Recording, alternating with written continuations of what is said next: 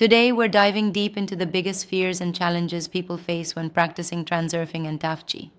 It's really about how misinterpretations can derail the process. Yeah, absolutely. There's a lot to unpack, especially around the idea that these techniques often don't seem to work because of a sort of misalignment in approach, right? Exactly, it all starts with the common fear of not seeing any results. Many folks think that transurfing simply doesn't work for them because they're operating like on Yeah, autopilot. They aren't truly present.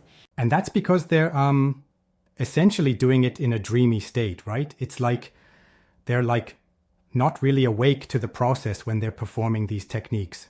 Right, it's like using an axe to drive a nail. Exactly. You've got this powerful tool, but you're using it improperly if you're not, fully conscious and engaged. It's interesting how that plays out.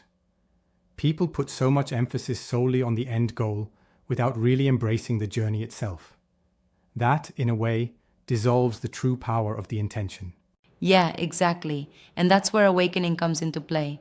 The first step is to ask yourself, are you actually awake? Are Yup, you present? Without that awareness, you're like just sleepwalking through your own life. And then there's the idea of lowering importance.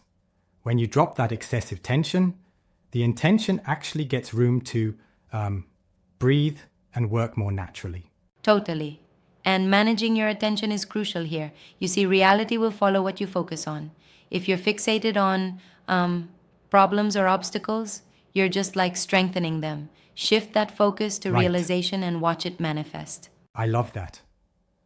But then there's the nuance with intention. It's not just about wanting something. It becomes almost like a decree, a non-negotiable law that something is going to happen. Yeah, that's the fourth point. Intention, as in not a mere desire, but a decision that's set in stone. And then there's the intention sickle concept, focusing so intensely, almost like spotlighting future frames of reality, and then letting it go.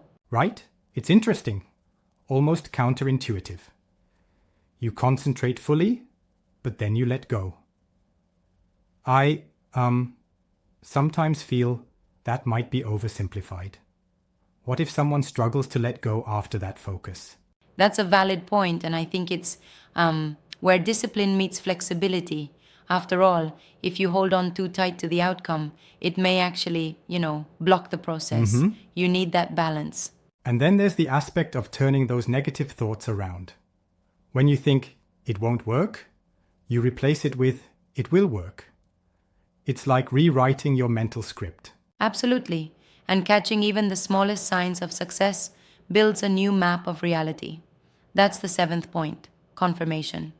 Each tiny victory is evidence that you're carving out a new narrative. Not to mention the need for systematic regular practice. These methods don't just snap into place overnight. It's like consistency that really brings transformation. Yeah, moving on, another major fear is the loss of control. People worry that they're just puppets in someone else's script. Right.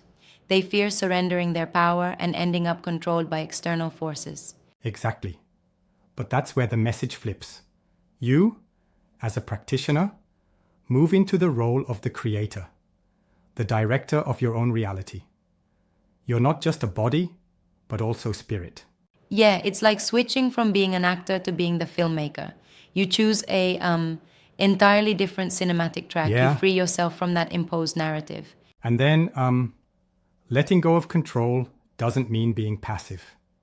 It's about allowing intention to work without forcing reality, right? It's a delicate dance of non-interference. Truly. And looking for benefits in every circumstance, even those that seem negative at first, reinforces that creative power within you. Now, the third set of blocks are the internal ones, the childhood beliefs and societal scripts that tell you you're not good enough or you're nothing. Yeah, those are heavy. And the antidote to that is dissolving fear in your consciousness. When you're truly aware, that old fear doesn't have as much grip. Right. And that's where a powerful technique comes in, the I can do everything exercise. It's about a strong, intentional exhale, a burst of energy where you affirm your power. Yeah, it's like channeling a wave of energy to push through those limiting beliefs. And then there's the idea of the new mannequin, where you act as if you've already become who you want to be. It sounds almost theatrical. Pretend until the reality or your inner world buys into that vision. I mean, that's powerful, although I sometimes wonder if relying too much on acting might mask deeper issues. That's a fair critique. But when balanced with a healthy lifestyle, like movement, proper nutrition, and mental hygiene, it supports that transformation holistically. Absolutely. And then there's the final beautiful idea of radiating harmony. You don't just chase results, you become a beacon of good energy. The world responds to that vibe. Exactly. Without awareness, transurfing and tafji are like a sword in the hand of a sleeping warrior. They're potent, but only when wielded consciously. So the takeaway is to wake up, gain control, and start writing your own script. You're not an actor caught in a set script, you're the director, right? Yep, that's the whole point. It's about, embracing the role as the creator of your reality by dissolving internal blocks, managing your focus and intentions, and being systematically present. It's a journey of conscious Absolutely. creation. And it really highlights how understanding these subtle energies and beliefs can turn what seems like a daunting challenge into a pathway for empowerment. Definitely. It's like each of these steps builds upon the other, from awakening to lowering importance, managing attention, and finally radiating harmony. The process is interconnected.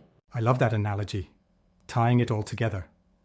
But do you think anyone might misinterpret the idea of letting go as a sign of giving up control entirely? That's a great point. Letting go in this context is more like trusting the process rather than relinquishing all control. It's a subtle balance, being engaged without being possessive of the outcome. Right on. It all comes down to awareness then. Once you're truly awake, you can use these powerful tools correctly. And if you keep practicing, the results start to build up. Yeah, it's a dynamic interplay between mindset, technique, and consistent practice. As long as you check in with your awareness and embrace your role as the director, the transformation begins from within. Exactly. So, in essence, whether it's transurfing or tafki, the real magic is happening when you let go of those self-imposed blocks and step fully into your power. Right. It's about rewiring your reality from the inside out. And remember, every step, every technique, they work best when you're fully present indeed. and intentional. That's the art of it. And with that, it seems the message is clear. Awaken, dissolve your fears, and start scripting your own life as the director of your destiny. Precisely. Until next time, stay conscious, stay empowered, and keep creating your reality.